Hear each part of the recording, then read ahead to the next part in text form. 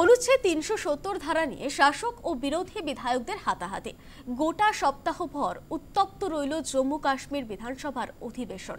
বারবার মার্শাল নামিয়ে সামাল দিতে হলো পরিস্থিতি। ঘটনার সূত্রপাত একটি পোস্টারকে ঘিরে।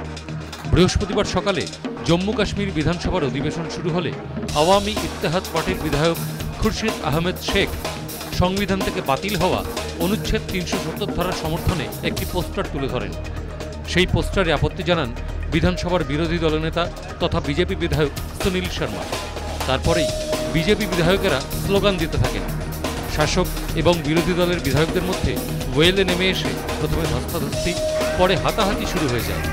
বিজেপির অভিযোগ, ওরা পাকিস্তানের হাত শক্ত করছে, জঙ্গিদের সঙ্গে হাত মিলিয়েছে।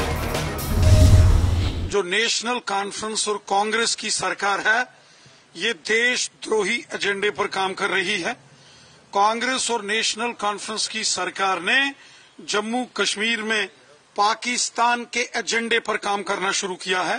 आतंकवादियों और अलगाववादियों के एजेंडे को आगे बढ़ाने की साजिश और कोशिश कांग्रेस और नेशनल कॉन्फ्रेंस ने की है, जिसका जबरदस्त विरोध भारतीय जनता पार्टी ने विधानसभा के अंदर किया है। বিরোধীরা সুস্থ আলোচনা চায় না, অভিযোগ শাসক দল।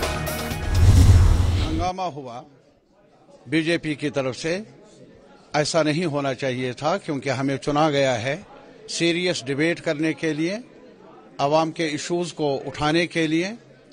और नुकसान रहा हमारे लिए कि हम डिबेट न कर पाए और आवाम की उम्मीदों पर पूरा न उतरे। ये मेरी नजर में अफसोसनाक है।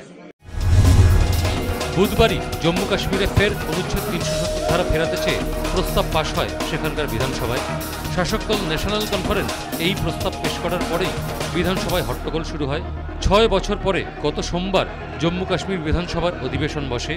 অধিবেশনের প্রথম দিন থেকেই অনুচ্ছেদ ৩৭০ ধারা বাতিল নিয়ে উত্তেজনার সৃষ্টি হয়েছে। News time.